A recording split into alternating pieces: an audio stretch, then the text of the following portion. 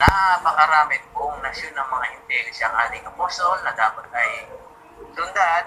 Sinabi niya, tularan ninyo ako kung paano siya ay nag-reveal ng mga hiwaga ng ating Panginoong Kristo patungkol po sa kaligtasan sa pamagitan ng pagkapapunto sa krus, kamatayan, pagkailibing at pagkabuhay na maguli. Malakas ang loob ko po na sumugot sa tulong ni Doc Rex at ni Sir Rod kasi isa sila sa bahagi ito. Ito po'y konektado sa ating napag-aralan itong kahapon sa ating Apostol Pablo na tinatalakay. Magandang gabi po sa lahat, Doc Rex. Sir Rex, si Sir Rod, si Pastor Rod, mukhang may idadagdag eh. Patungkol sa Pero mas maganda may tanungan muna, tapos dadagdagan ko mamaya. Oh. oh, Kasi mawawala yung issue sa'yo, maganda yan.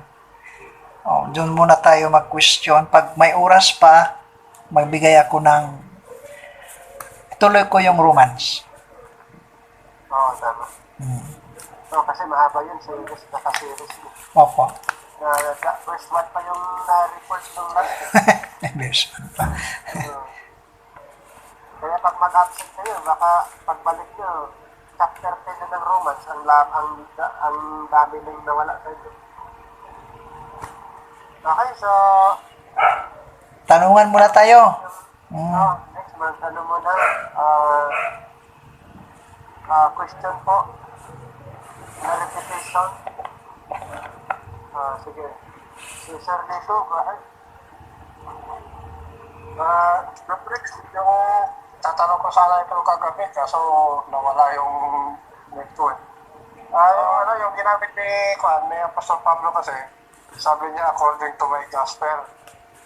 Then, tanong ko po daw, bakit ginamit niya yung my gospel, hindi po ba yung gospel na pinuturo niya ito yung turo ni in-reveal ni Jesus Christ, bakit hindi po niya ginamit yung salitang according to the gospel of Jesus Christ? Okay. So, ginamit niya yun na my gospel, very personal kasi wala ng ibang revealan eh. Ang intention niya yung sinabi niyang my gospel, ibig sabihin walang ibang pinag-revealan doon sa gospel of the mystery or the dispensation of grace. Kaya sinabi niyang my gospel. Possessive.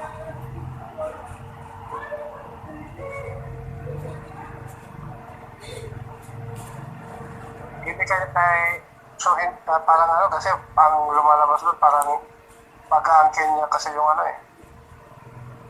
yung gospel.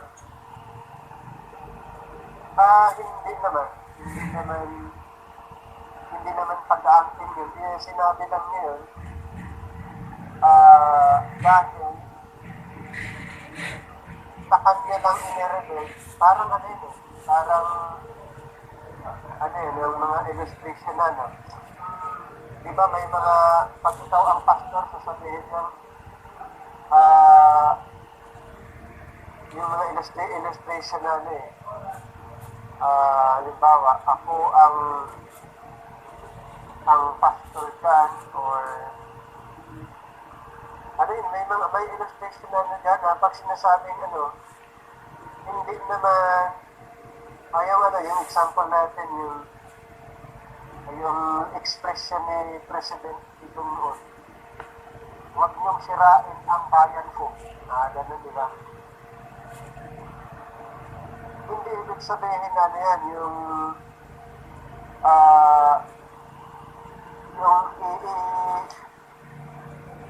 pinipersonal niya, pero ang point kasi niya doon, yung sinabi niya my gospel, ay walang ibang pinanggalingan, walang ibang nag-introduce sa kanya, walang tao na nag-influensya sa kanya.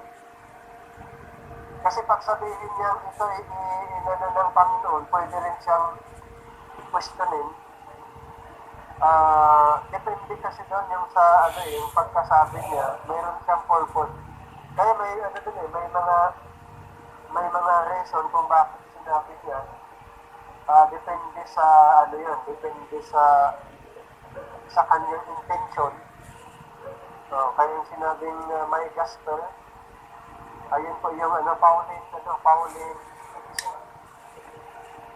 Pauline doctrines na sinasabing may gospel, yung inirefer sa kanya, na sinasabi niyang may gospel. So, actually, hindi niya pinipersonal yun. Pero yung pagtitignan mo na sinabi niyang may gospel, parang ang dating doon, inaangkin niya or sinasarili, pero hindi. Yung isa pang example natin, yung sa Romans 11:13, di ba? Yung I magnify my, sabi niya, di ba? At I magnify my hope. So, kung titignan mo, parang sinasarili kung i-direct, pero yung intention, hindi ganun eh. Hindi yun ang intention niya nung sinabi niya according to my gospel, and then judging, yung i-judge according to my gospel, sinabi niya sa Romans 2:16. Actually, marami siyang sinabing ganun, pero hindi yung intention na sa sarili niya, pero ang point kasi doon, yung sabi niya sa kanya lang kasi ibinigay. Wala nang iba eh. Sa akin, yung mga sinabi niya, sa akin niya, yung sinabi niya, sa kanya lang iniribay. Kaya sabi niya, my gospel, wala nang iba na pinili, wala nang iba na kinausap ng Panginoon, kaya sinabi niya yan. Pero hindi intention na iti-personal niya. Wala siyang intention na gano'n. Kung may magtatanong din sa atin, kasi medyo paano yan eh, yung statement ni Pablo na yan, kung hindi natin malinaw na may paliwanag yun, gagamitin din ng iba na panguntala sa atin na tingnan mo si Pablo, inaangkin niya yung pero wala siya. Thank you po sa paliwanag niya. Hindi intention na gano'n, kundi sa kanya lang talaga inirigay. Yung dispensation.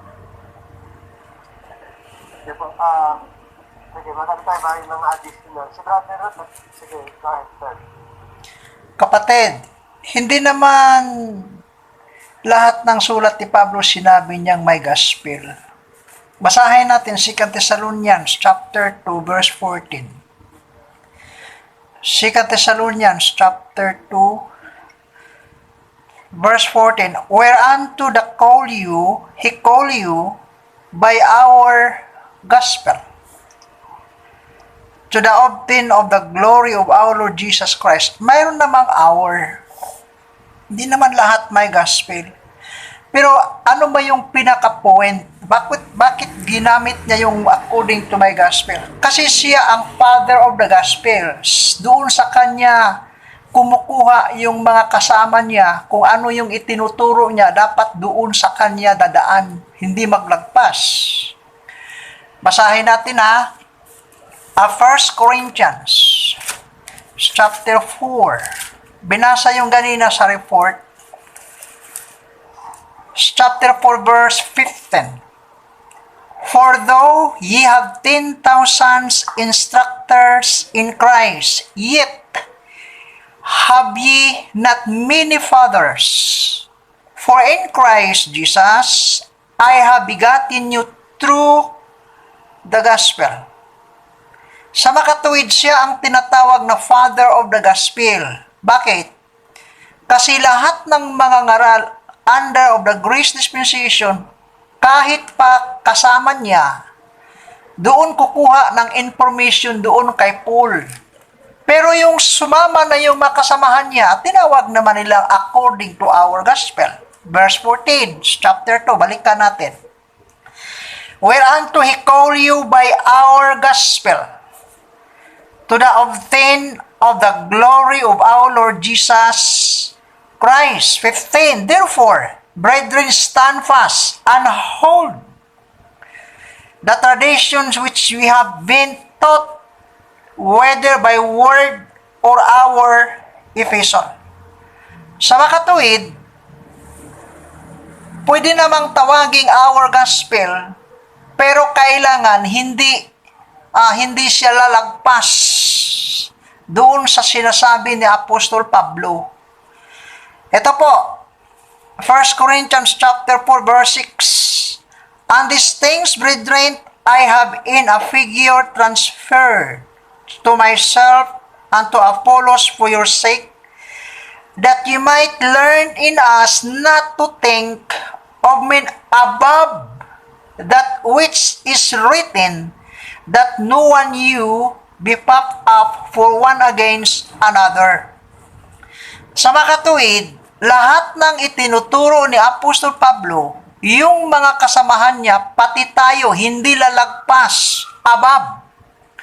Kailangan kung ano yung sinasabi ni Apostol Pablo, yun ang gagayahin. Yung sinasabi niya, according to my gospel, sa makatuwid, mayroon siyang authority at binabawalan niya yung mga tao na nagtuturo na mas higit sa kanya. Yun ang ibig sabihin. Dagdagan natin 1 Timothy chapter 1, verse 3. As I besought thee to abide still at Ephesus when I went into Macedonia, that thou mightest charge some that did teach no other doctrine. Yun ang ibig sabihin. Lahat ng mga ngaral under of the grace dispensation, kailangan hindi lalagpas.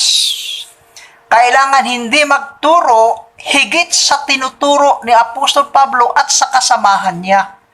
At hindi pwedeng magturo ng ibang gospel na hindi katulad na ipinangaral ni Apostol Pablo. Yun ang ibig sabihin. Romans chapter 16 verse 17.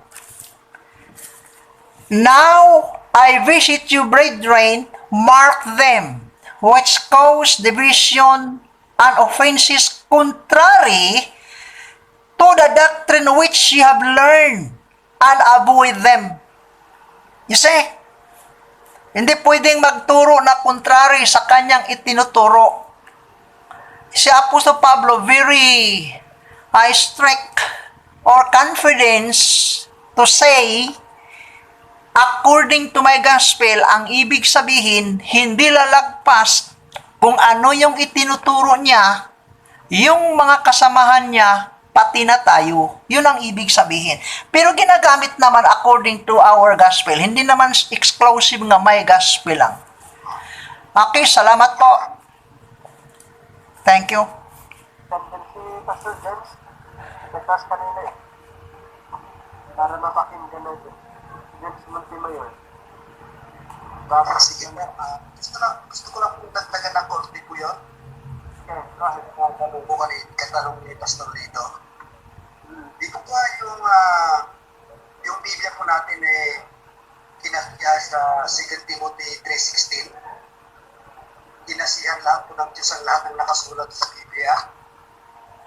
So, ibig sabihin, yung sinabi ni Apostol Paul na according to my gospel, hindi niya isinunod yun. Hindi po kinasihan ng ating Panginoon. Parang yun ang pumasok sa isip ko kanina, Pastor Baka makatulong. Tanong ko lang po, Sir Rich, yung mga di naniniwala sa gospel ngayon, di naman sila ligtas, no? nating ma-judge sila na yun nga, hindi sila ligtas. Wala nang kaligtasan. Yeah, may ano kung gospel kasi ang ano, yung kung salvation ng pag-uusapan, dapat believer sa grace gospel. Ngayon, kung hindi sila naniniwala, considered unbeliever. O unbeliever. Hindi siguro i-judge, hindi siguro yung term na i-judge. Yung baga ano, yung ang term siguro ano, unbeliever. O unbeliever. Pag hindi believer sa gospel, ang tawag unbeliever. So para sila maligtas, dapat paniwalaan yung gospel of Christ. So yun yung ano, yun yung mission na natin. O i-share ang gospel of Christ para sila ay magiging believer. Pag hindi, sila ay remain unbeliever. So ngayon, kung mamatay na sinasabi na hindi naniniwala sa gospel, wala nang chance na maligtas pa kung mamatay, halimbawa, without believing the gospel of Christ. So yun yung ang ayon lang din sa Biblia, sila ay mapaparusahan or magkaroon ng condemnation or judgment.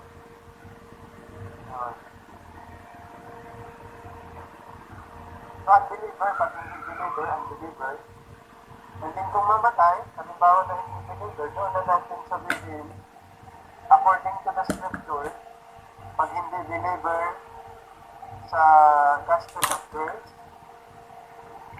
ay wala ng chance na maligtas, sila ay pupunta sa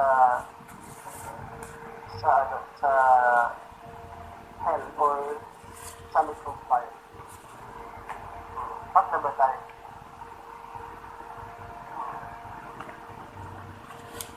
Ako may point Correct. Oo. Follow up lang. Oo. Eh, halimbawa, may kaibigan ako ngayon, tapos, alam ko naman di naniniwala sa gospel na ni Papa Paul. Eh, namatay siya. Eh, so, unbeliever siya, is masasabi ko ba or hindi siya ligtas, ma-judge ko ba yung, hindi na siya ligtas kasi namatay siya, hindi naman siya believer. According to the scripture pa rin, parang sasabihin mo with the basis. So, hindi mo siya pwedeng sabihin na without yung using the Bible as your authority. Nasasabi mo yun, may authority ka na sinabi mo yun dahil i-reflect niya yung gospel. Pero pag sabihin mo lang bigla na hindi siya ligtas, baka masaktan yung iba. So, ang pa rin natin ay ibibis pa rin natin sa scripture na pag hindi naniniwala, halimbawa kaibigan natin, kamag-anak, kapamilya na hindi naniniwalaan, ayon sa mababasa natin, yung ganun naman gagawin natin na hindi ligtas ayon sa kasulatan. So, hindi lang natin i-direct na kasi baka may masaktan. Pag Bible, ang Bible ang magsasalita, ang Bible ang gagamitin, yung tanggap ng karamihan yun kasi halos lahat naniniwala sa scripture. Kaya i-base natin sa scripture, halimbawa kung sasabihin natin or tatanungin tayo. Ganun na lang ang gagawin natin.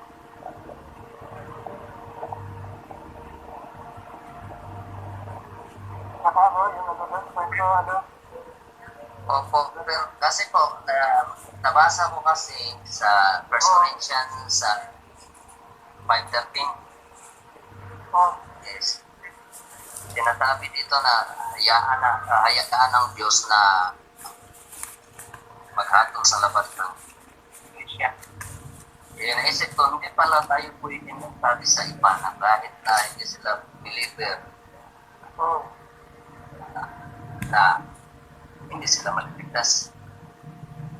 Oo. Kasi Hindi ang talaga.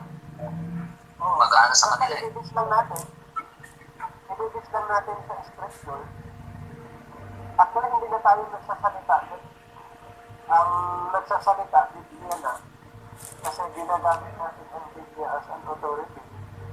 Dahil itinuturo ng Biblia ang ligtas at saka hindi ligtas. Kumbaga, hindi pa rin ikaw ang nagsasabi doon. Dahil itinabase mo sa scripture. Halimbawa, yung sasabihin natin, yung fixing na yun, mali, according to, diba, hindi ka basta-bastang nagbabanggit ng term using your own understanding, but you are referring or meron kang ginagamit na evidence from the scripture to prove na yan ay mali, yan ay hindi ligtas, based on the scripture. Pero yung direct mo sasabihin, ayun yung hindi talaga pwede kasi may masasaktan doon. Kaya gagamitin pa rin ang Bible at sasabihin kung ligtas ito o hindi according to the scripture pa rin. Yun pa rin ang basihan natin. Nagtaas si Sister Jen mo na bago. Ay, naano mo, Brother Jen, yung Okay kwento na ba mo, yan? yung kwento mo, na hindi ka naman direct na nagsalita doon na hindi siya ligtas, kung ligtas ka, nakaano pa rin according to the scripture. Si ano mo na, Sister Jen, bago si Carlo, si Brother Carlo. Sige po, question ko po kay Brother Brother, yun po sa 1 Corinthians 15, matatawag sa Pablo ay our Father. Ano, pakiulit daw. Hindi ko masyadong marinig. Pakiulit daw. Masasabi po ba natin na si Apostle Pablo, Father of, yung spiritual father ba? Opo, sa gospel. Opo. O how about naman po, Brother, si maibig ng Apostle si Abraham doon sa Book of Galatians? Iba yun. Father of the nation yun. Father of faith. Father of the nation. Okay, Father of many nations. Father of many nations. Yeah. Kasi si Paul, si Abraham, mayroon siyang sinasabi na gospel, pero hindi kompleto. Kasi yung gospel na sinasabi niya doon, chapter 3, verse 8,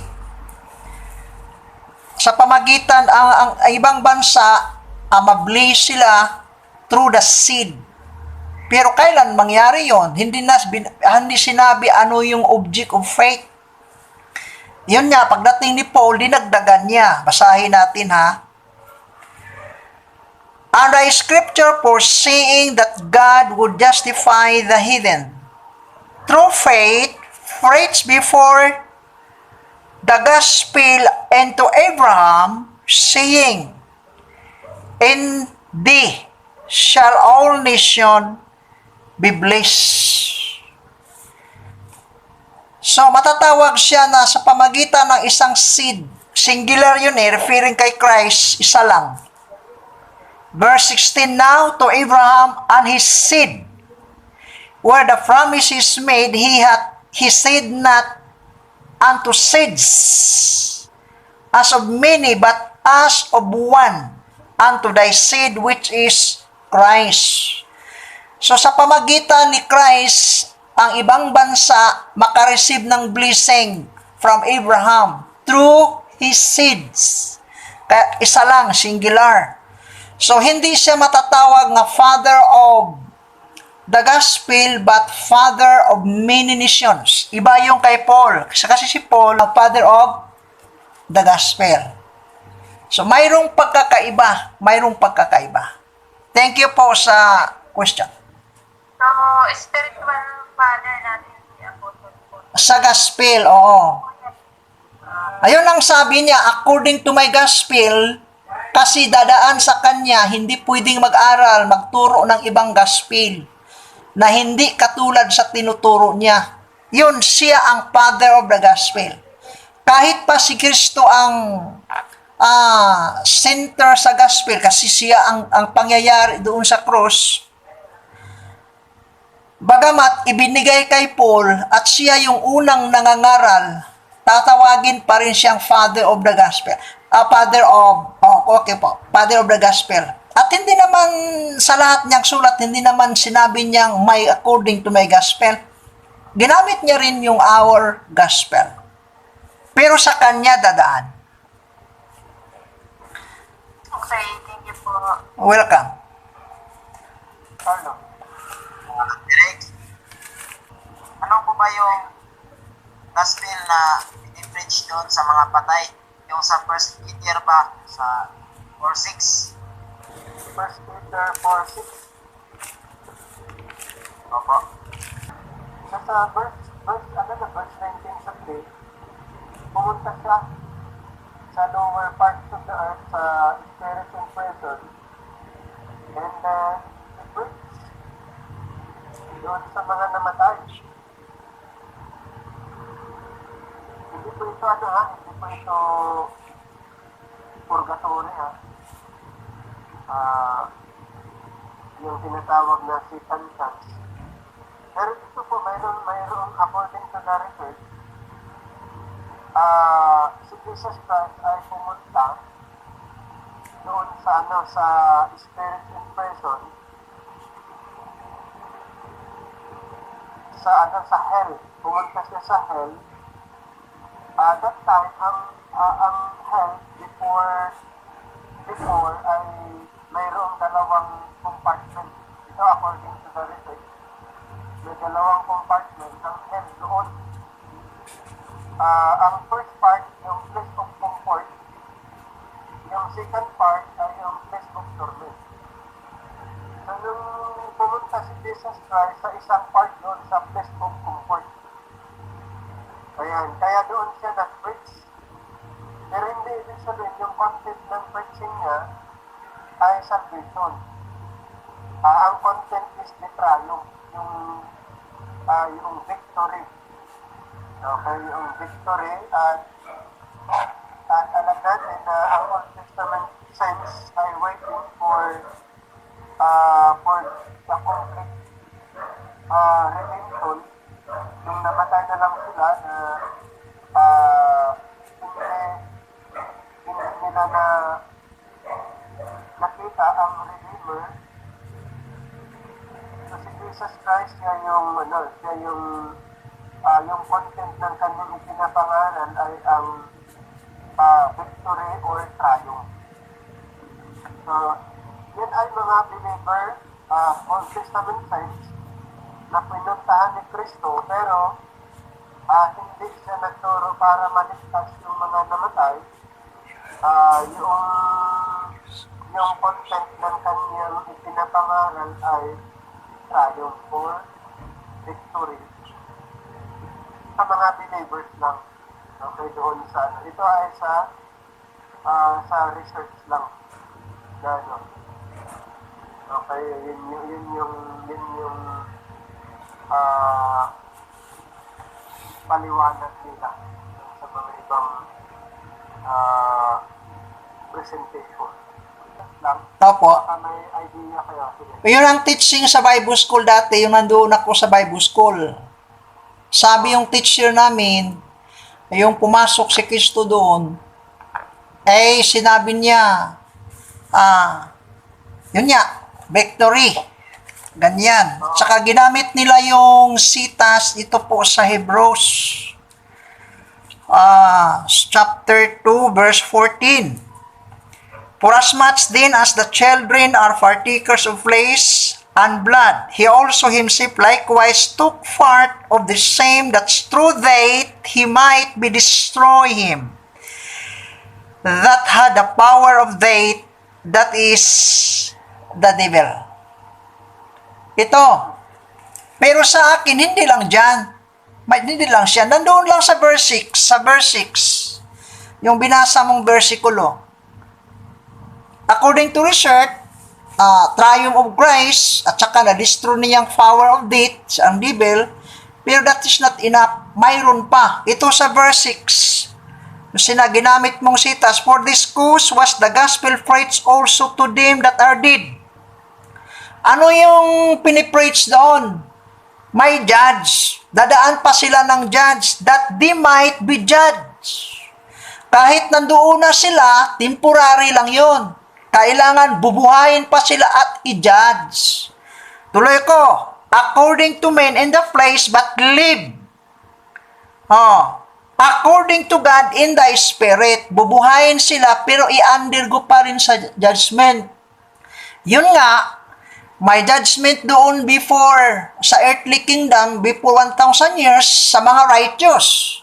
At may judgment naman doon sa prison spirit, sa mga hindi righteous, doon sa great white throne judgment. Sinabihan ni Kristo, mabubuhay pa kayo, pero dadaan pa kayo sa last judgment. Yan ang gospel tinuro doon. Nandito lang sa verse 6. For this cause was the gospel preached also to them that are dead, o yung mga patay, saan? Sa verse 19. By which also he went to preach into the spirit in prison. Anong dinipreach niya? Itong verse 6. For this cause was the gospel preached also to them that are dead. Saan? Doon sa Hades. That they might be judged. Undergo pa sila sa judgment. Kailan? But live according to God in the Spirit. Bubuhayin pa sila. Tapos undergo doon sa judgment. Baka akala nila tuloy na yon. Wala silang katawan doon Bubuhayin pa. Tapos ihahagis doon sa lake of fire, final destination, those whoever was not written in the book of life. Yung hindi nasulat. Pero yung nasulat naman, uunahin sila pagbuhay doon sa last day. Tapos sasama ni Kristo maghari sa loob ng 1,000 taon. Yan po. Ay, kaya tanong. Ang tanong ni Pastor Albert. Ibig bang sabihin ng Espiritu ni Pablo ang tumutulong sa mga hearers of the gospel?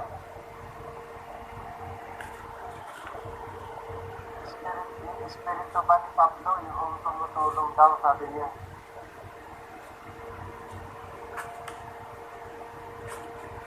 And then isa pang tanong niya, parang nawala ang work ng Espiritu pagdating ng grace teaching.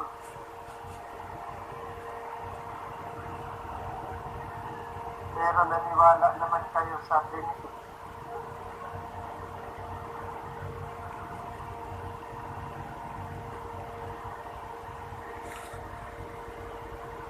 Wala pong gano'n na nawala yung espiritu ni Pablo.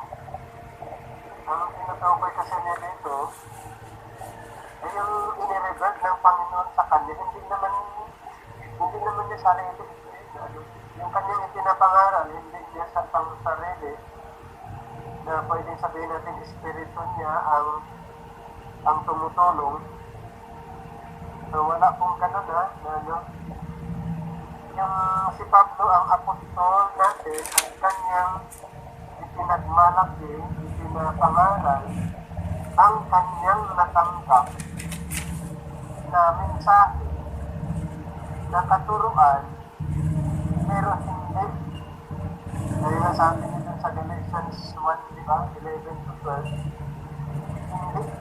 hindi galing sa kanya o galing kanino man, kundi ang kanyang ipinapangaral ay galing sa Panginoon.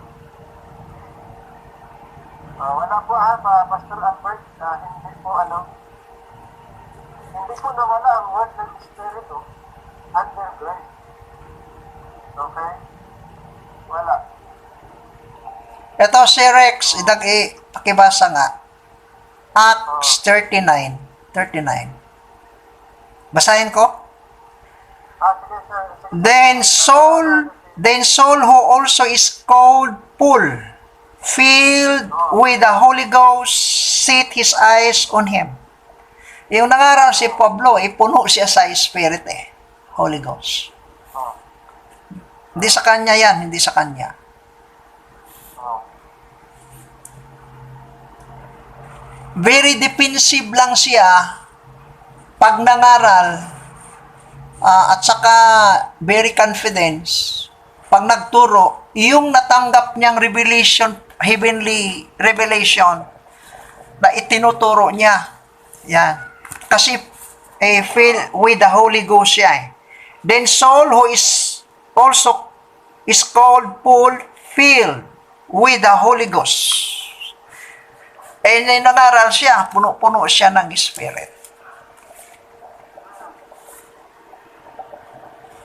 Hindi sarili na yon, hindi sarili. Yung sa Acts 20:24, yung sinabi niya, yung papunta na siyang Rome, alam niya, hindi siya natakot. Alam niya na pahirapan siya doon, hindi siya natakot. At sinabi pa niya, ay malakas yung loob ni Pablo eh. 24, but none of these things. Verse 23, save that the Holy Ghost witness it in every city, seeing that ban and affliction abide me. Kita mo? Alam ni Pablo na yung bawat pupuntahan niya, ay yung kahirapan, yung delikado yung buhay niya. Pero 24 sabi niya, but none of these things move me.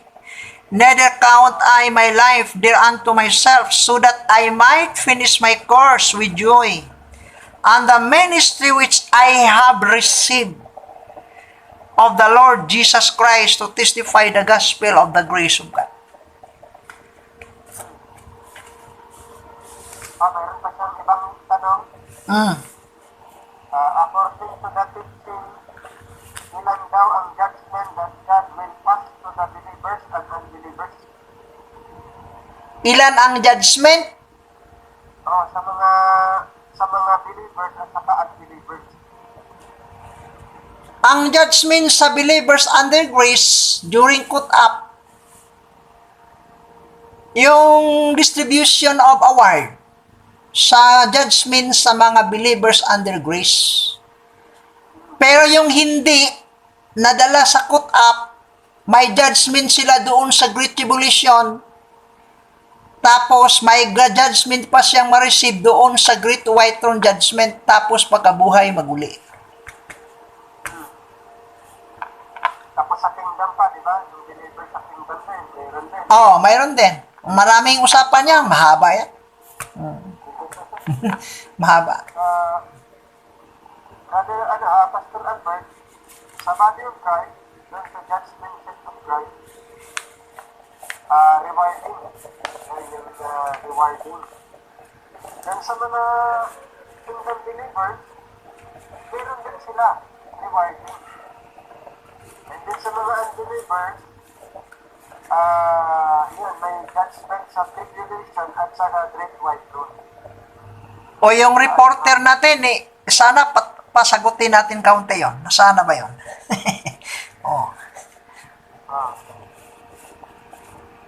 Yung reporter natin. Si Abraham, baka may tanong yon. Nasaan na si Abraham? Doon mo i-address sa reporter para masanay siya, masanay. Sa reporter po, sa reporter po. Sige, sige. Si Jandel muna, tapos si Abraham, and then si Carlo. Yun, ang daming mga masisipag magtanong to eh. Rex, May points. sa reporter.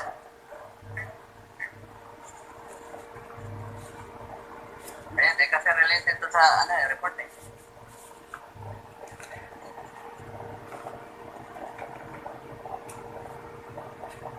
Kaya i-address ko lang to kay Sir Rex.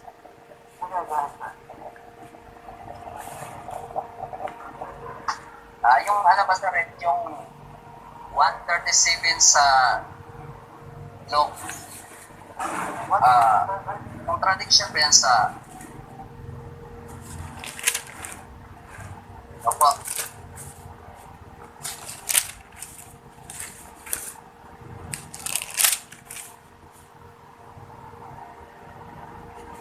For with God, nothing shall be impossible. Tama ba? Oo. Opo. Tapos, contradiction din sa 6:18 ng Hebrews. Tapos Titus 1:2. Ano yung Hebrews? 6:18. Ha? Na-engrave na din. 6:18 po. 6:18 sa Hebrews. 6:18.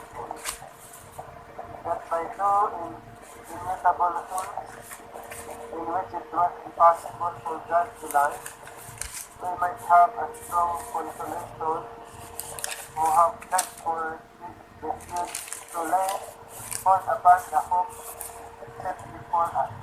Tapos, ano yung isa?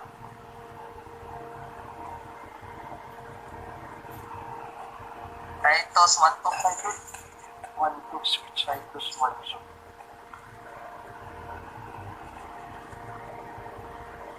Titus 1:2. In hope of eternal life, which God that cannot lie, promised before the world began. Ano yung ano mo dito? Yung palabas sa video. Yung 137 pa contradiction dyan sa dalawang. Ano po?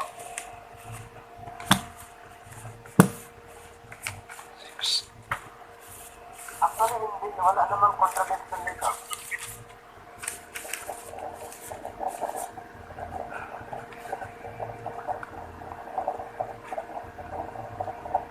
Wala namang contradiction. Kasi po, nothing is impossible with God. Tapos dyan naman sa ano, siyempre po, kasi sa ano kasi, sa isip ko kasi, pag nothing is impossible, siyempre walang posible naman talaga yan. Eh, pagdating naman dun sa ano na yan, sulat ng dalawang ano, eh, merong posible. Ano yung imposible yan? Hindi kaya. Hindi kaya magsinumaling, parang gano'n. Opo. Tapos dun sa ano, sa Lucas, parang ang kwento ba doon na sa Lucas, kaya niyan Tahan ko magsinungaling. kasi sa Lucas eh. Parang sa Lucas, ang gusto mong palabasin, sa Lucas, kaya niyang magsinungaling. Parang ganun ba? Tama ba? Sa Lucas, kayang magsinungaling ng Panginoon. Tapos dito sa Hebrews at Titus, hindi kanya kayang magsinungaling. Yun ba yung kwento? Parang ganun po kasi wala namang posible kasi sa Diyos. Kahit Parang ganun nga yung ano mo. Sa Lucas, kaya niyang magsinungaling sa Lucas. O sa Rex. Pakiulit po, ano pinagkat po pa-assemble? O yung nothing is impossible with God. Pero yung context kasi doon, hindi naman pagsisinungaling. Yung context na sinabi niya doon sa Lucas ay hindi tungkol sa pagsisinungaling kasi yung sinasabi natin is impossible. Hindi ano doon, hindi natin pwedeng i-conclude na sa chapter na yun, kaya niyang magsinungaling. Kasi masisira na yung pagiging ano yun, pagiging God. At saka, hindi naman talaga ano yan, kasi ang Panginoon ay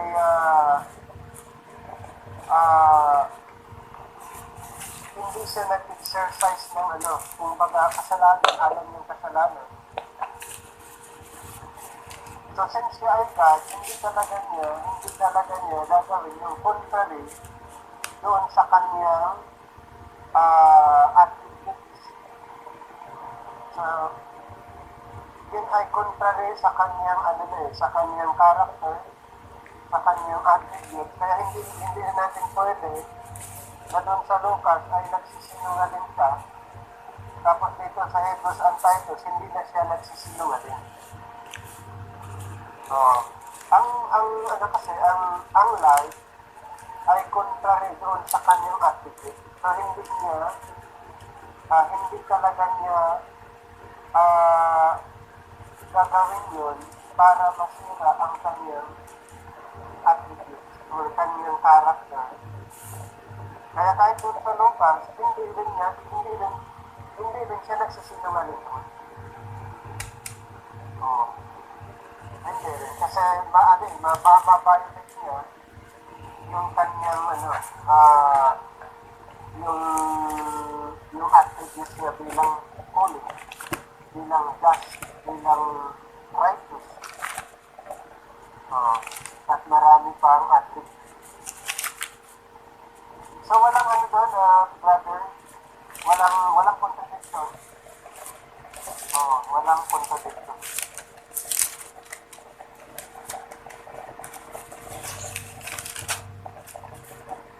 Naka mo yung point na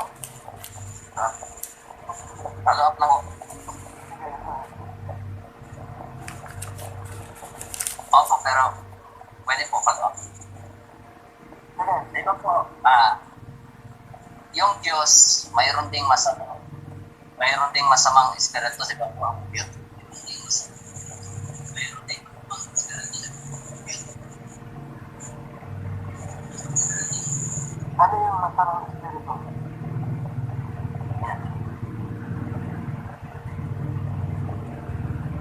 Pag-spirit, parang ganun. Kasi may mga tao naman kasi na nagtatanong na saan ba nakuha yung masamang espiritu na pinagkukunan ng kasamaan o yung espiritu na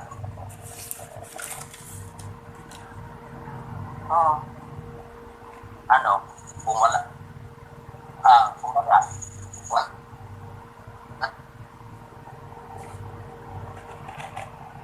Na naman siyang halimbawa yung Diyos ang siyempre bigla ng lahat. Kung walang espiritu daw yung Diyos na masama, saan naman nakuha ni Satanas yung pagiging salas niya nga? Parang ang point ko doon, parang ang Panginoon, lahat yung pinanggalingan, parang ganun ba? Yung God Spirit at saka masamang espiritu, lahat galing sa Panginoon. Tama ba yung point mo doon?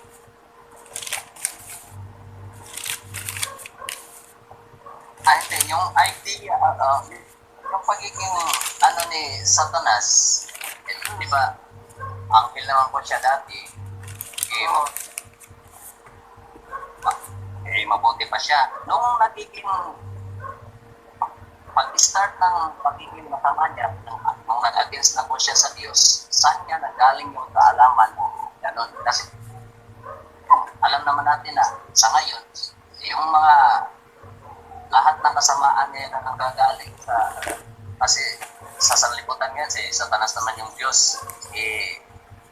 Saan naman nakuha ni Satanas yung gano'ng kaisipan?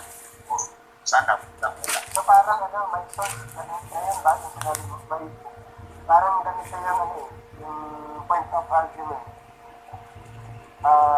Si Satanas, ay parang ang gusto mong palabasin doon, si Satanas ay may pinagkukunan ng kasamaan. Mayroong may pinagkukunan at ang pinaka-source, ang Panginoon. Parang ganun yung point of argument mo, tama? Opo. Okay, since everlasting from everlasting to everlasting naman yung Diyos naman, wala namang iba sigurong pagkukunan nyo sa text. Parang ganun yung doon. Naniniwala ka na mayroong free will si Satanas o hindi?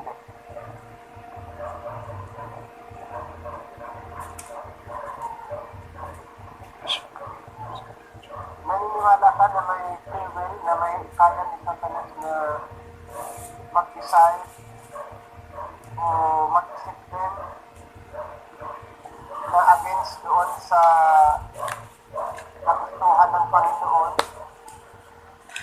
Naniniwala ka na may free will siya o hindi? Naniniwala po. Pero ano, Anong definition Oo. mo sa prayer? Anong definition mo doon? Kung may prayer si Satan, si Lucifer, paano mo i-apply sa kanya kung naniniwala kang may prayer si Lucifer?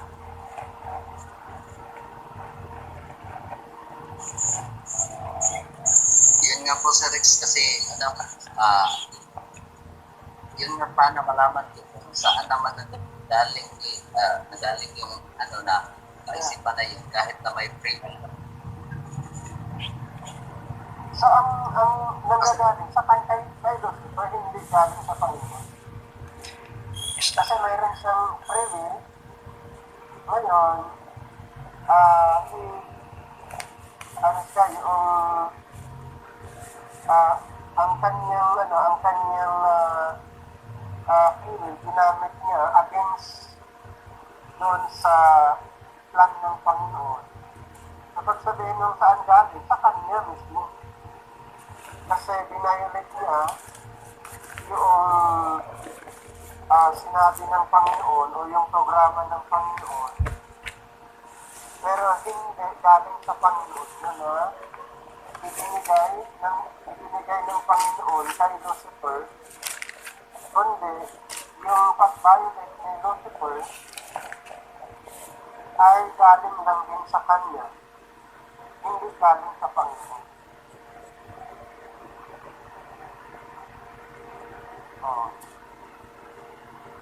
Kasi mayroon siyang mayroong free will siya na nung create siya, mayroon siyang free will, power to decide either good, either gagawa siya ng good or bad. Pero hindi galing sa Panginoon yung kasalanan.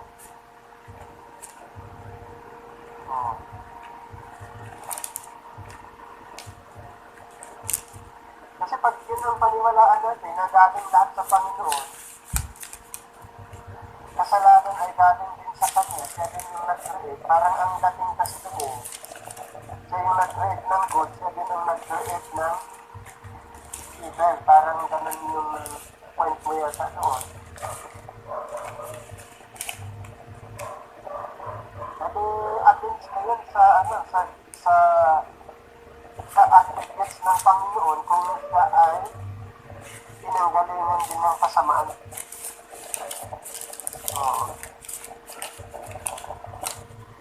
Parang ang dating doon, si God ang nag-create ni Satanas, parang create si Satan at Satan. Parang ganun ang mangyari doon. Ang Panginoon yung nag-create kay Satan. Pag ganun na yung doktrina natin, medyo against the Bible na yun.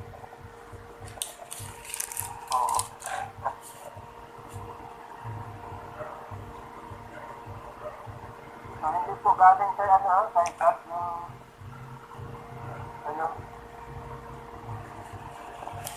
may mga tanong na gano'n, no?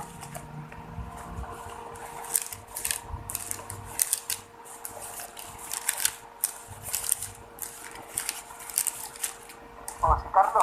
Sige. Sige. Bye.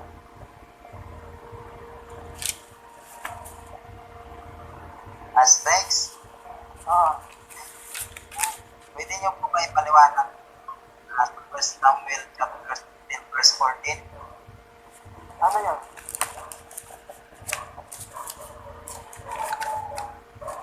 First Samuel? Chapter 16 po, verse 14. First Samuel? 3. Chapter 16? Opo. Tapos verse? 14 po, 14. 16, 14, parang gano'n. Opo. Ano yung tanong mo dito?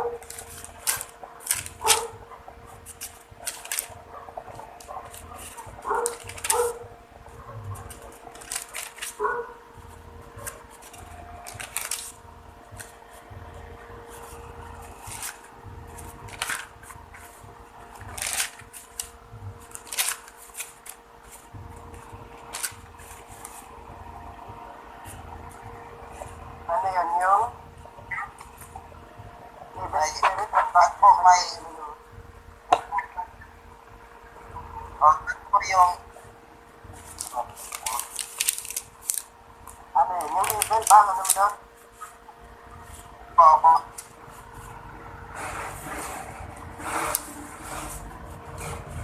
Ay, yung evil naman dito, hindi naman ito yung ano, yung makasamaan.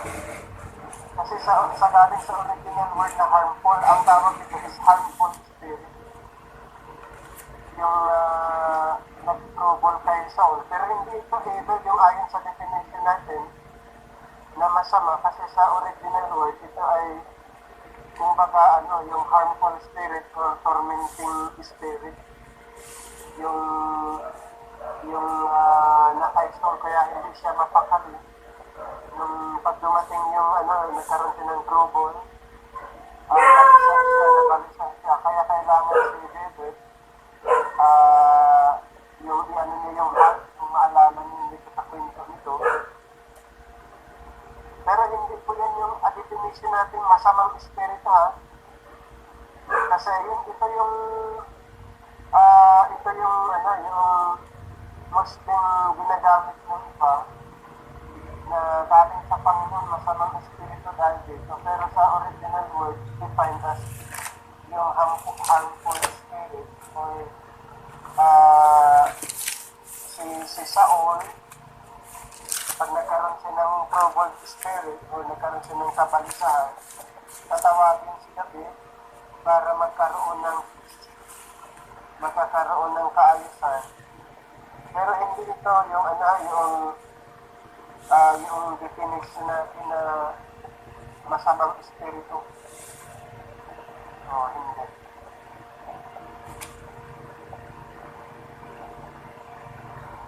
Kasi pag paniwalaan natin na may masamang espiritu ang Panginoon, nako, delikado po.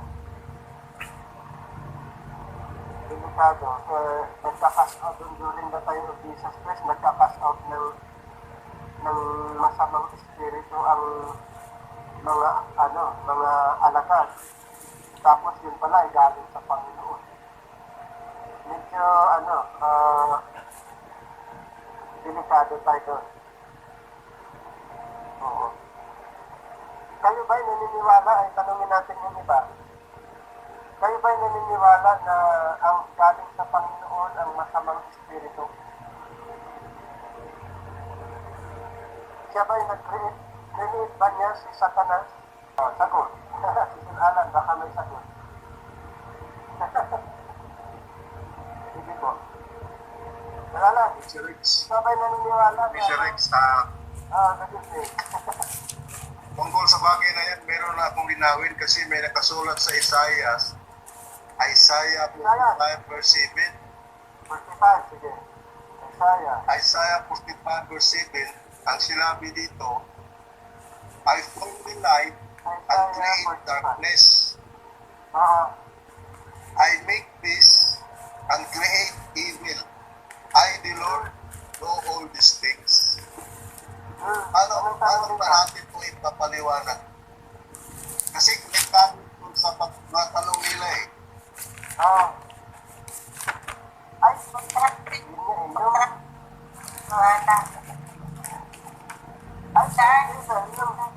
yung ano kasi to, hindi naman talaga ito yung regarding sa mga calamities. Pag punta ka kasi sa original original na ibig sabihin, ay patungkol sa mga calamities. Ang Panginoon ay pwede siyang mag-create ng mga calamities.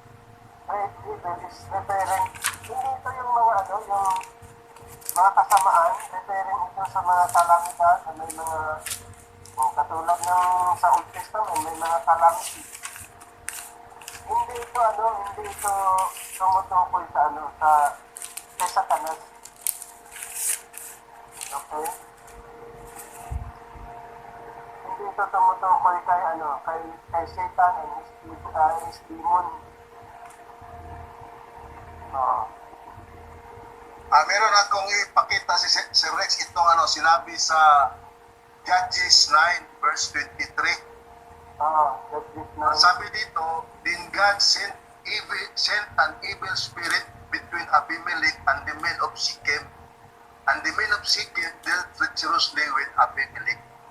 May sinabi dito na God sent an evil spirit. Ano yung God there? Judges 9 verse 23.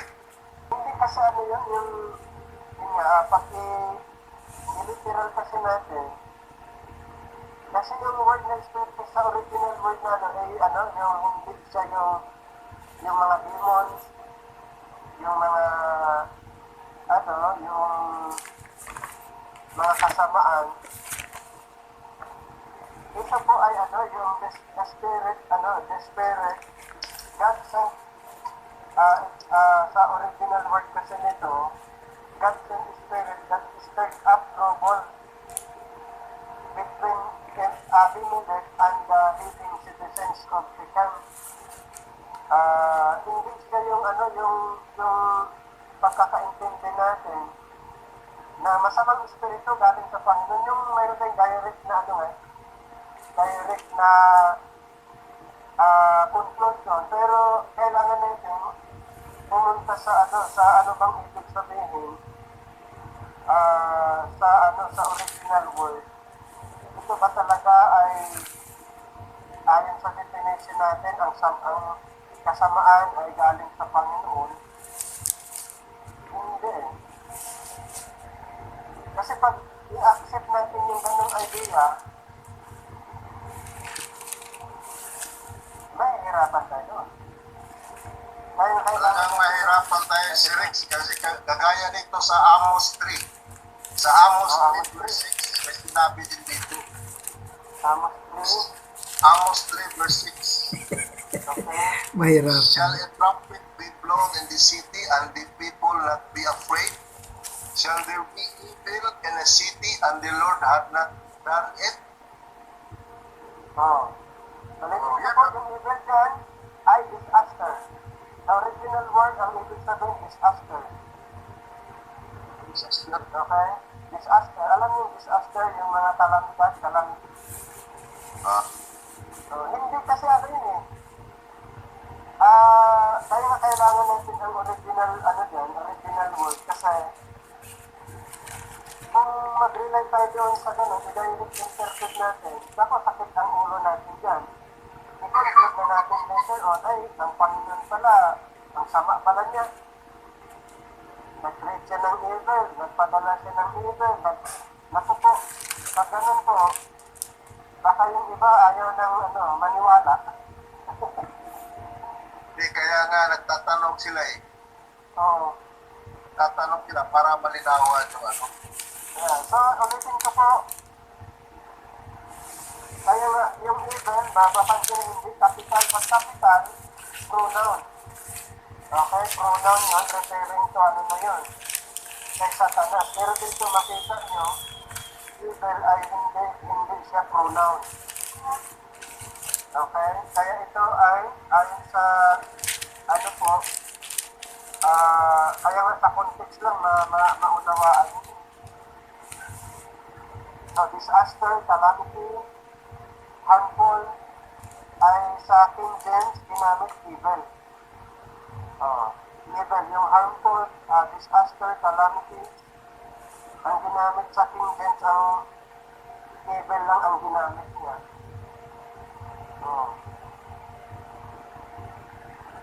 Yun. Pero ulitin ko po, hindi yan si Lucifer, hindi yan si Satanas, yung na-mention na evil yan. Pag capital, doon tayo magka-problema kung capital yan. Yung evil. Yun. Kasi magiging maging pronoun. Then specific. Tama naman yung yung clarification at saka ang ancestor yung evil na Calamity, disaster, at saka harmful spirit. Yung title, harmful spirit.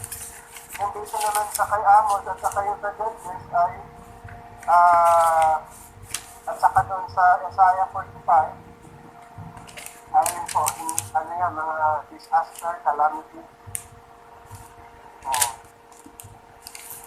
Evil ang ginamit ng sa King James ay evil. talagang nagpapadala naman ng evil ang Panginoon, pero sa sa tama na purpose. Tamang purpose ba?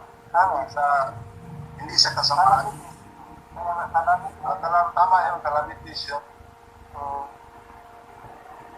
Gaya ng mga bagyo.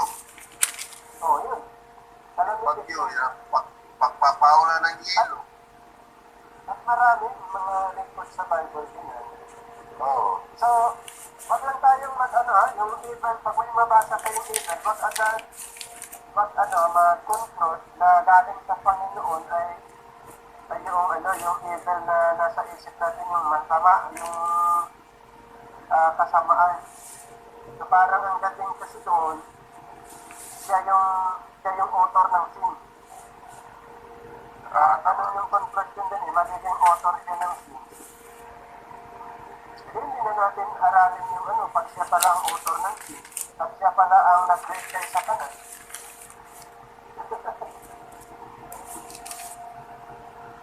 Okay? So kaya kailangan yung Hebrew and Greek. Anyway, magano ka ng special class dyan. Kailangan natin yung original word to help us understand, lalo na yung sa mga bagay na ito, matutulungan din tayo. Kahit hindi tayo marunong magsalita ng Hebrew and Greek, at maganda doon, alam na, maunawaan natin yung kahit hindi lahat, at least, matutulungan tayo.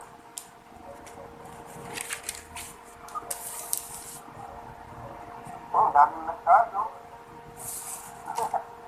Pastor Lito. Sa akin naman po ko hindi po ko naniniwala talaga na galing po sa Diyos yung evil na yun.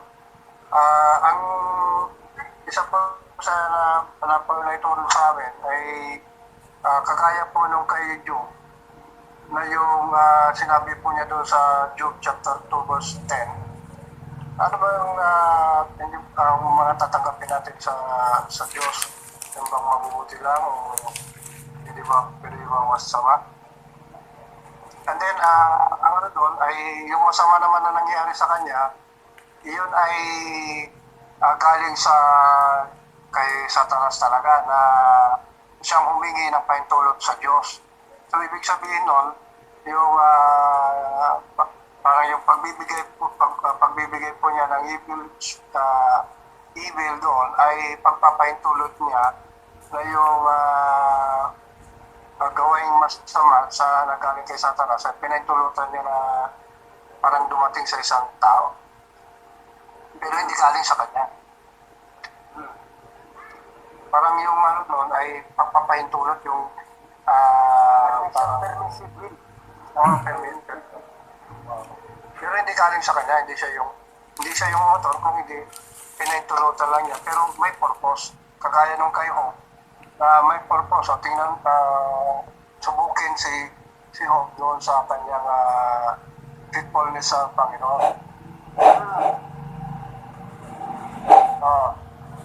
Pero hindi naman po basta-basta na talagang pinapahintulutan niya na dumating yung evil things o yung evil spirit o distress spirit sa isang tao ng Diyos na walang purpose. Lahat ay may purpose po yun. Bakit pinapahintulutan? Lalo lang po sa New Testament. Natin, yung sinasabi natin ay base sa scripture. Pero kung meron pang sabihin na hindi galing talaga sa Panginoon, pwede kayong mag-research and then i-present. Okay ba yan? Kasi classroom naman ito eh, classroom discussion. Pwede mong halimbawa sinabi nagtanong kami ng si Janto. Patunayan niya na ang Panginoon ay nagsinungaling at later on, hindi na niya kayang magsinungaling. Pwede siyang gumawa ng research, then i-present. And then, sino pa yung si Carlo, ganun din, i-research din niya yung sasabihin din niya na ang Panginoon ang nagbigay talaga ng kasamaan, ng masasama, pwede naman yan for learning purpose eh. At least, natuto tayo lahat. Tapos kay Sir Alan, ganun din. Okay ba yan? Kaya so tama yan, tama. Oo, kasi Pag-aralan natin yung ano. malay mo, maganda. Di ba? Okay ba yan? Kasi, naman pag ganitong klase, two-way process kasi pag ganito eh. Two-way process ang learning. Pag sabihin two-way process, ibig sabihin ang learning, hindi laging nasa teacher. Ang teacher din ay matututo din sa mga estudyante. Yun yung tinatawag na two-way process. Ang pag-aaral. So, pwede nyo i-research na patunayan nyo na ang Panginoon nagsisinungaling, tapos later on, hindi na niya kaya, tapos,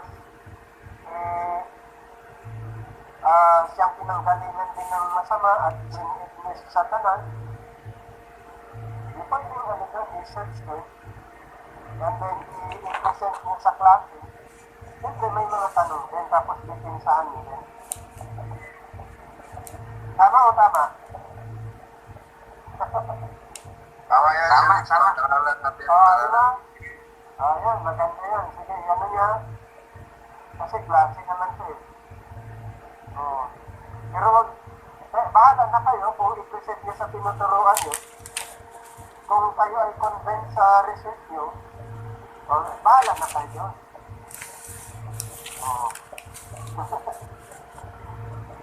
Si John Bell, nagtasalit ng kamay. Ako Sir Rex, yung tanong ko kanina, mayroon akong explanation yan. Sarili ko lang. Ay, explain mo. Sige, guys. Di na muna sa kaya Sir Rex. Share mo na lang Pero- para matutunan kami. Meron din kami matutunan. Kasi po, yung nakalagay kasi sa 3:16 ng Timoteo, sabi, reprove. Kailangan ko rin naman na, iba, may reprove din natin. Sayang din naman yung pag-aaral ko kung halimbawa, di ko naman matutunan yung mga ibang bagay kasi ang daming magtatanong. Meron din naman nagtatanong sa akin. Yung kagaya nga nung tinanong ko, alam ko naman medyo mahirap yun, pero aaralan ko rin yan. Meron din naman akong buti. Kasi sinabi dun sa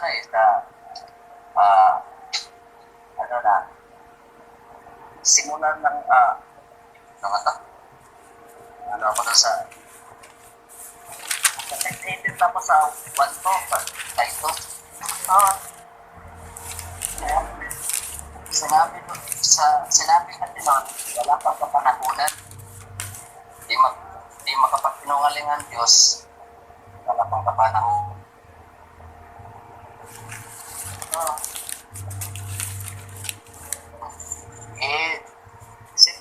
Siyempre naisip ko, hindi mo ba pinabihan yan? Sinundin sa pinabihan yan yan. So, si Kristo, para sa lang din naman to sa Rex. Kung wala pang kapanahunan, sinabi niya yan. So, sabi,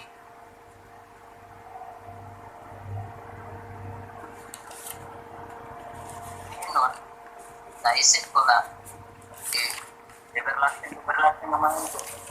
So, para lang sa akin, kaya niya magkabalik. Pag wala pang kapanahonan, isa tayo kapanahonan na simula sa dinig. Unang araw, pangalawang araw, panahon na. Yun lang naman ang naisip ko. Ibaga ng bagay na ginawa doon, gumawa sa kanya, bakit mo ako ginawang ganito? Para sa akin, may mga tanong din kasi na parang di na maabot ng isip natin.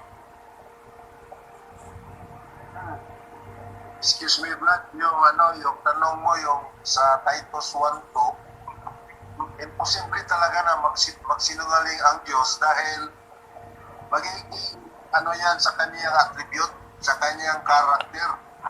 Hindi pwedeng, kasi ang Diyos matuwid eh. Hindi siya pwede magsinungaling. Kasi matulog siya. Imposible magsinungaling ang Diyos. Kasi yung hindi magsisinungaling, ay yan ay karakter niya. Attribute niya yan. Dapat hindi yan maging iba naman yung walang imposible sa Kanya. Ang ibig sabihin ng walang imposible sa Diyos, walang imposible na gagawin na tama. Yung lang hindi ko kontra doon sa Kanyang karakter.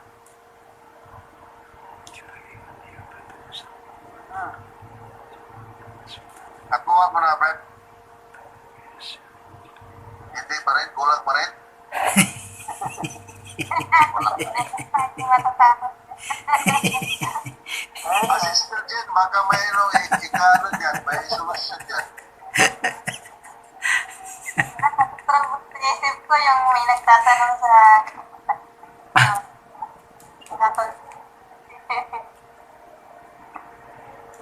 Ay, ano dyan, assignment niya, ano yan. Present niya, May asa- maganda din yun eh. Malay mo. Huwag mo na sa next.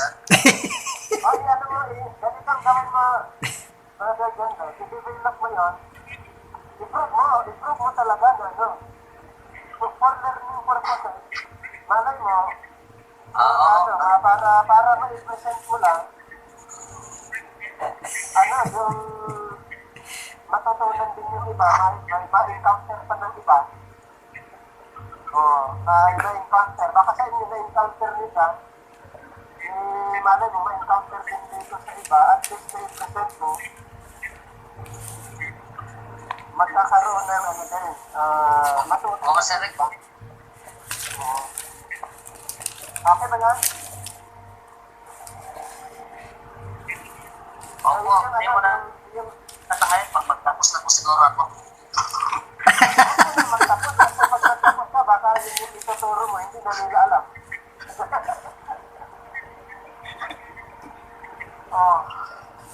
Yung ano, yung... Kasi confused pa rin po kasi ako doon, ano, kung saan nagagaling yung Si Rex, baka delikado yan. Ano bang problema? Tulungan natin ang problema. Baka delikado yan. Pero maganda naman yan. Pag-exercise sa isip. Exercise sa isip mo. Ang point ni Jan, Oh. sabi niya, ang Panginoon, kaya niyang magsinungaling. Ganito yon. Kaya niyang, Okay, ganito yung, oo. Sa pag-aaral, kailangan ngayon yung context. Basahin mo yung maigi yung passage. Doon sa issue sa Lucas, kasi hindi na manganganak si Juan eh. Ay, sa babae, ano yon? Menopause. Yung si Elizabeth ba? Eh, sabi niya manganak kasi may Juan na, overage na. Yun ang issue doon. Wala ba, imposible ba sa Diyos paanakin niya? Yun doon. So, walang imposibleng paanakin ng Diyos. Pinaanak na niya si Sarah. Yun ang issue.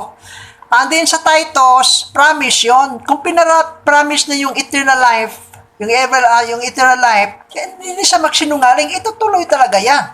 Itutupad niya. Yun ang issue. Tapos punta tayo doon sa Juan. Satanas. Kasi ganito yon. Sabi ni Jambel kanina, mayroong mga bagay na hindi natin mahabol. Totoo yun. Kasi ganito yun eh. Hindi natin alam kung ano yung batas sa taas. Pero bigyan kita ng clue. Bigyan kita ng isang clue na may batas sa taas sa mga angel para mag-gauge mo. Okay, basahin natin ha sa Judas. Ano bang batas doon sa taas? Hindi natin alam. Pero pag nalabag nila yon, doon nagkasala si Satanas. Ano kaya yung batas? Bigyan kita ng isa para mag-gauge mo. Sa makatuwid, mayroong mga batas doon sa taas na hindi natin alam. Pero mahabol pa rin kung gustong habulin. Okay, ito na. Judas tayo. Bisaya pala ito. How to English? Chapter 1, Jude. Verse 4. Para mag-gauge mo yun na, ganyan pala. Bakit nagkasala? Yun. Delikado yung teaching nyo, ha? Katulad yung Bible school namin dati, nagkahiwalay-hiwalay. Yung source doon, si Pastor Eric. Yun ang source doon. Ginalitan ni Pastor Rumbulo ni Buko doon. Oh, yun nga. Delikado yan. Chapter 1, Jude. Verse 6. Okay, ito, bigyan kita ng isang clue para mag-gauge mo. And the angel which keep not their first state, but left their own habitation, he hath reserved in everlasting chain under darkness unto the judgment of the great day. Isang batas doon sa langit, bawal sa angel mag-asawa. Ay yung mga angel na nag-asawa, anong ginawa? Kasi labag eh. O di, pinanisan ng Panginoon. Doon. Ibig sabihin, mayroon palang batas sa taas, pag nilabag, o doon. Bigyan kita ng sample, ang Satanas. Bakit si Satanas nagkasala?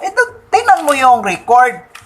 Isaiah chapter 14 verse 14 to 15.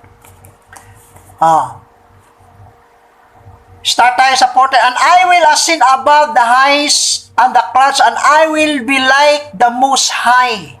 Isang pagkakamali ni Satanas kasi gusto siyang makatulad doon sa Diyos.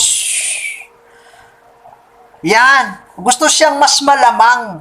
Ayan. So, kung nagkasala siya doon, may batas pala doon sa taas na hindi ka pwedeng mas lamang doon sa Panginoon. Bakit? Okay, tingnan mo yung sa verse dyan. Chapter 3. Verse 4. Whosoever committed sin transgresses also the law. O sa makatuwid, may law sa taas. Hindi lang natin alam. Kung nagkasala ang angel na nag-asawa o umiwan sa dating kalagayan, bawal pala sa mga angel mag-asawa. Mayroon tayong sitas dyan? Mayroon. Ay doon sa chapter 22 sa Matthew, na ang mga angel hindi mag-asawa, katulad sa mga taong binuhay maguli.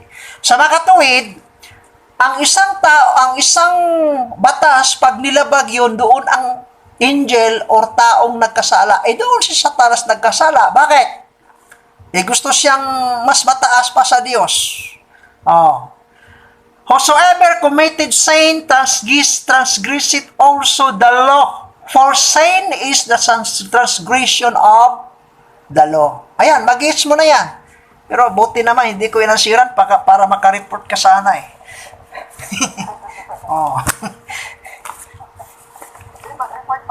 Mag-report. Sige. Para makuha natin yung point nyo. Ayaw ko na po. Kasi din yun eh. Basan ko din yun. Ayan nga. Para pag may mga ma-encounter din yung iba, at least, kung paano i-reflect. Ay, doon si Pastor Rick dati, o si Eric, doon siya ginalita ni Boko. Pasuspended sana yun eh, kasi gagawa siya ng doctrine doon na the origin of sin, Satan. Winarningan siya ni Boko.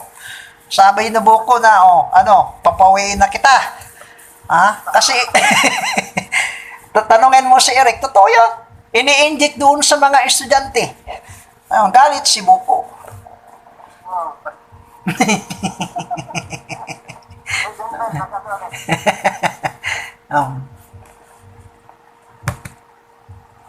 Mapili tayo, pinagalitan ni si Rick. Kasi mag-report ka eh. Pag may bago kang research, mag-report ka.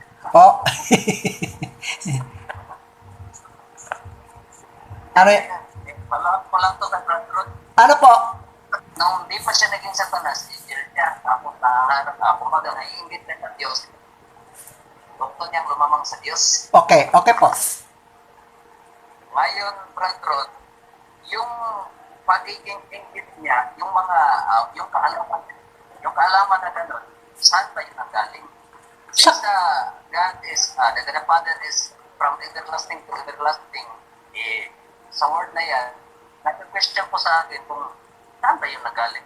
Kay Satanas nga. Mga idea na gusto kong lumamang sa Diyos. Sa kanya yan. Kay Satanas yan. Ganito. Kaya Satanas nga idea yan, hindi galing sa Diyos. Yun na nga, ginamit na I will. Siya ang author. Hindi galing sa Diyos yun, sa kanyang sarili. Sa kanya. May desire siya. O doon siya nagkamali. I will ascend above the high and the clouds. I will be like, siya, saka galing sa kanya, hindi galing sa Diyos.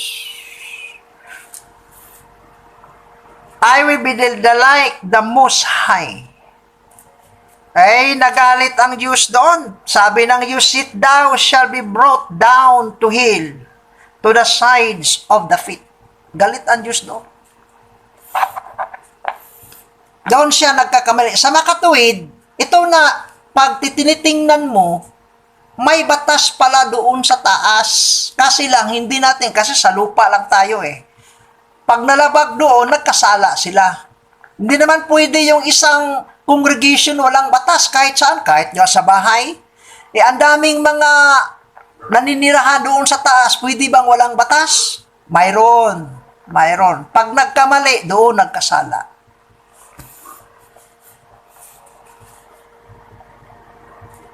Okay na, kasi gabi na. Ito lang po kay Brother Rod. Opo.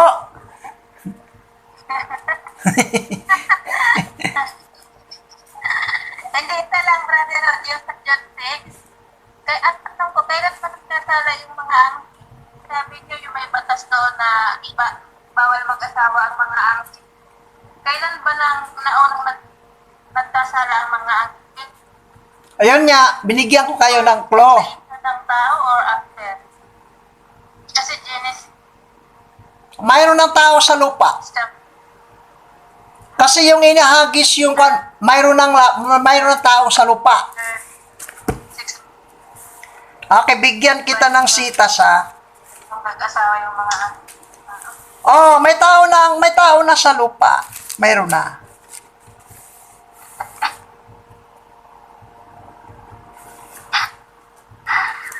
sa pagkaaralan natin. Natin, hahanapin kong sitas yun. Luke chapter, yung hinahagis si Satanas, nakita ni Kristo. Ito na, verse 8 in chapter 10. And he said unto them, I beheld Satan as a light fall from heaven. Nakita nga na Kristo, hinulog yung Satanas. Yan. Tapos yung mga angel, yung bumaba na dito sa lupa, nag-asawa sa mga babaeng, mga babaeng magaganda. Yan.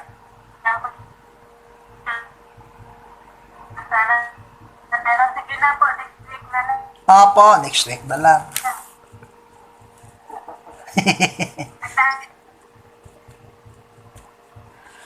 Ito ang tatandaan nyo ha, tandaan nyo. Walang isang congregation na walang batas. Hindi makasundo. Pag sa langit, maraming mga nanirahan doon. Sa palagay mo, walang batas? Music nga, may batas. May music doon. Mayroong batas. Paano magka-harmony ang music pag walang sinusunod na batas? Yan. Kung may batas, nalabag, doon, nagkasala. Yan ang point. Kaso lang, hindi pinaalam dito sa lupa. Ano kaya yung mga batas doon sa taas? Yan.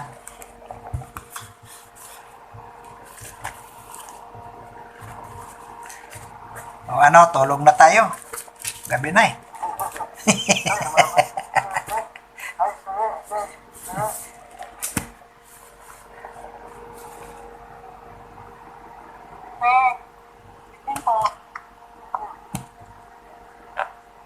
Tanong ko po, kung suppose ang picture ng mystery, bakit po sa mga epistles niya, nagko-quote pa rin po siya ng mga prophet?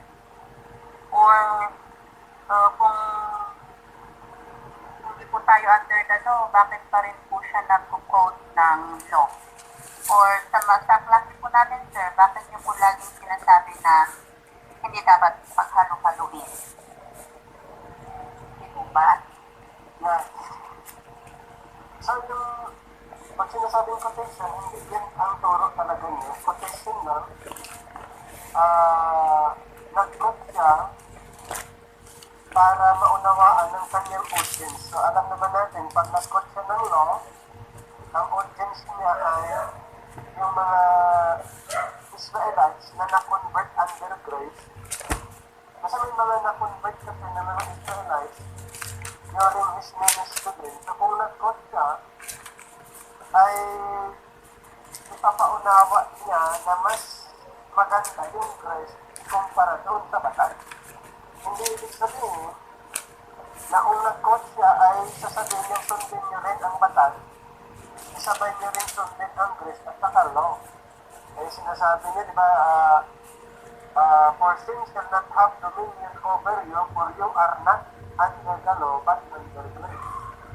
Obviously, ang kanyang audience ay hindi hintil kasi hindi naman makarelate ang hintil doon na under the law of Moses, but under grace. So, ang pinupoint niya para mas maunawaan ng mga converts na may mas magandang programa ikumpara doon sa dati. So, pinukot niya yun ang purpose para maunawaan nila ang pinaka magandang mensahe under grace. So, walang problema yun kung mag-quote for learning purposes. Pero ibig sabihin, nung kinot niya, na hindi niya sinabi na sundin niyo rin. Wala siyang sinabi. Quotation lang ang purpose para illustration, quotation, doon sa kanyang audience na maikumpara ano yung mas maganda, under the law o under grace. So, sa comparison po at saka sa learning. Learning. Kasi pag hindi yan sa bangkin,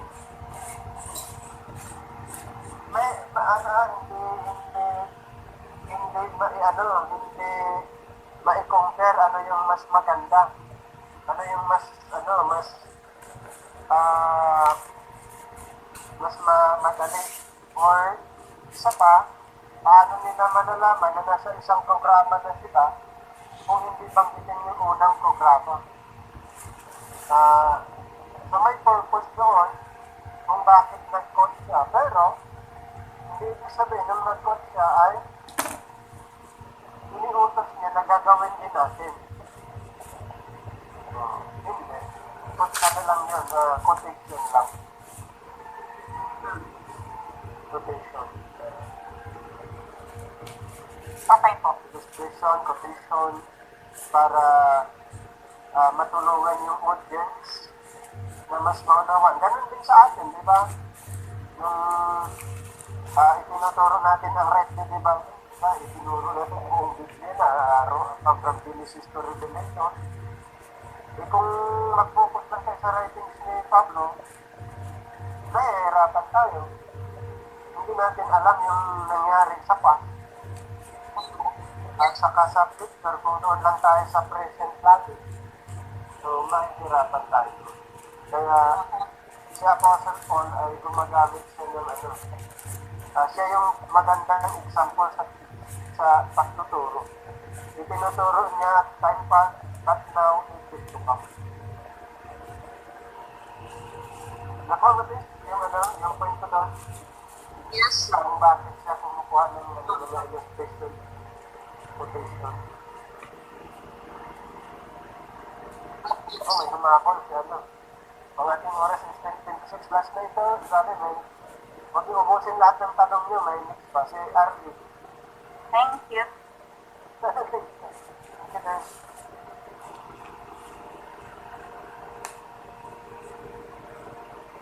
Sige, go ahead. Brother, Opo, ang magkakasala pa rin ba doon sa langit? hindi na. Nila pag yung batas sabi mo? Hindi na. Hindi na magkasala kasi glorify body na sila eh. Wala na yung flesh-minded and vision. Wala na. Yun nga, kailangan i-change. I-change siya kasi pag hindi i-change, ay yon ang ganun pa ring isip. Pero baguhin yung katawan natin para iba na yung pag-iisip. Ay, yung ibinigay kong sample, clue lang yun ha. Clue. Ang ibig kong sabihin, gumagamit ako ng 1 John. Ganina. Oh. Sample. 1 John 3, verse 4. Whosoever committed sin, transgresseth also the law. For sin is the transgression of the law. Ito ay isang pag-iisip doon sa taas. May batas ba sa taas? Sabihin natin wala. Paano magkakasala si Satanas? Ang mga angel pag walang batas. Kasi ang paglabag sa utos, yun ang pagkakamali, pagkasala. Sa makatuwid, sa pamagitan na bersikulong ito, lumabas na mayroon talagang batas na sinusunod nila. Hindi lang natin alam. Yan. Ngayon, pangalawang reason, pwede ba ang isang nation, ang isang barangay, ang isang lungsod na walang batas na sinusunod? Common sense yun. Hindi pwede. Kung ganon, may batas sa taas. Sa music nga, kung may music sa taas, paano sila magka-harmony? Sa music nga, pag hindi magka-harmony, walang batas sinusunod, hindi masama ang tugtog. Ganyan. Sa makatuwid, sa pamagitan sa sitas na ito, lumitaw na may batas talaga sa taas. Bakit? Paano dinajudge si Satanas, pati yung angel, kung walang batas, saan nakabatay? Yun ang ibig kong sabihin.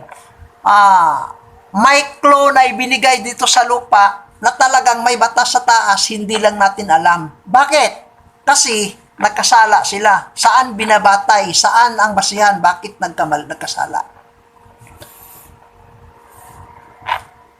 Okay na? So may follow-up, brother. So yung glorified body, dili na magkasala. Hindi na. Kasi under control na sa Diyos yun. Under control. Katulad doon sa mga new generation o yung chosen nation doon sa 1,000 years, yung glorified body, hindi na sila magkakamali kasi yung espiritu na ilagay sa puso, hindi na magkakamali.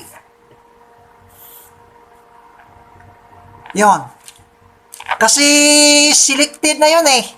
Pinili na yung makapunta sa taas.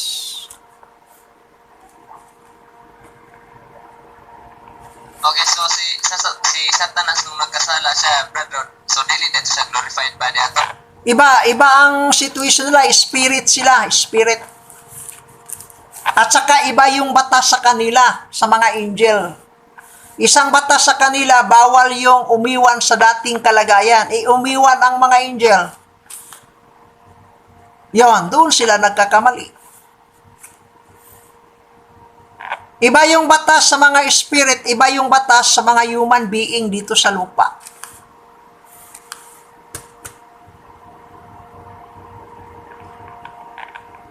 Mayroon pa? Okay na? Susunod na, susunod.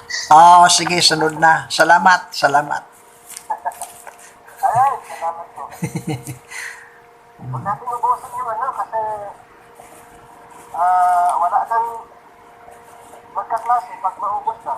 Yung report ni Jambel, mag-report siya. Yan yun, ibigay natin yun. Tapos i-present, and then paano natin i-refute din? I-present, tapos paano i-refute kasi dito lang naman pwedeng pag-usapan sa classroom natin yun. Malay mo, ma-encounter ng iba yung ganun. At least, dito pa lang ay mapag-usapan. Okay? Ano, nag-enjoy lahat? Sayang may tanong sana ako. Ay, ano yun, Brian? Matutulog na tayo. Matutulog na tayo. Sige, ikaw na lang yung i-request natin sa closing prayer. Ikaw yung nag-open, di ba? Ikaw na lang din, Mas, para para kompleto. Okay ba? Sige po.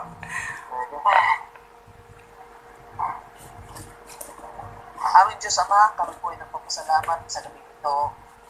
Nawa po ay naintindihan ng bawat isa po ang mga sagot at ang bawat isa po sana po ay nakakamit o na satisfied po sa lahat ng sagot sa mga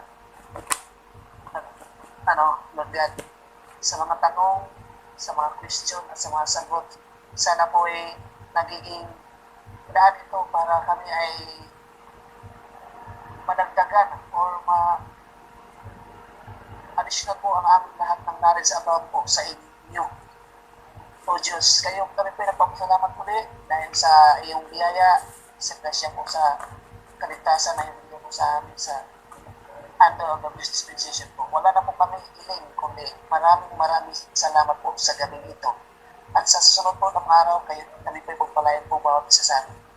Sa ngalan po ng aming Panginoong Jesucristo. Amen. Amen. Bye-bye, bye-bye.